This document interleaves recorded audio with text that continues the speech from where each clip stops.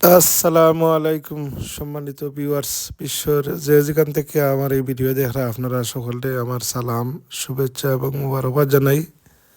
এখন আপনারা সামনে একটা গুরুত্বপূর্ণ নসিহত লিয়ে আইছি। নসিহত খোদ্দা শামসুল উলামা আল্লামা ফুলতলি সাহেব কিবলা।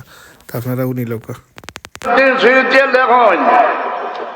আল্লাহ রেখেও গালি দিতে কাবির হইব, আবার এক কলমা বললে মুসলমান হইব।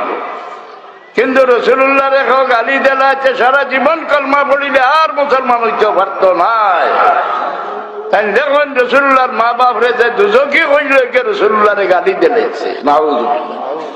চিবামারি দেখি লইব আমার মোল্লা গোষ্ঠীর মাঝে এটা দৌড়াচ্ছে হইব রসুল্লাহর মা বাপ দুজকি, নাউজুবিল্লাহ। إن الذين يؤذون الله ورسوله لعنهم الله في الدنيا والآخرة। আল্লাহ রে আল্লাহ রসুল রে কষ্ট দে, অর্থাৎ রসুল্লাহ রেখে কষ্ট দে, লগে লগে আল্লাহ তারে লানত করিলেন, তার লাগি দুজক তৈয়ার করি রাখি দেন। আর রসুল্লাহর কষ্ট কিটা বিন নুকসে বল হাই, রসুল্লাহর ইজ্জত কমাইয়া।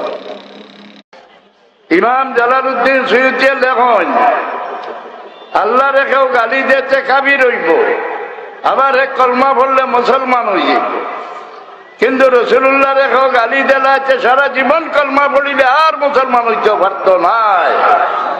তাই দেখুন রসুল্লাহর মা বাপ রে যে দুজকি হইল রসুল্লাহরে গালি দিলেছে, নাউজুবিল্লাহ। কিন্তু চিবামারি দেখি লইব আমার মোল্লা গোষ্ঠীর মাঝে এটা দৌড়াচ্ছে হইব রসুল্লাহর মা বাপ দুজকি, নাউজুবিল্লাহ।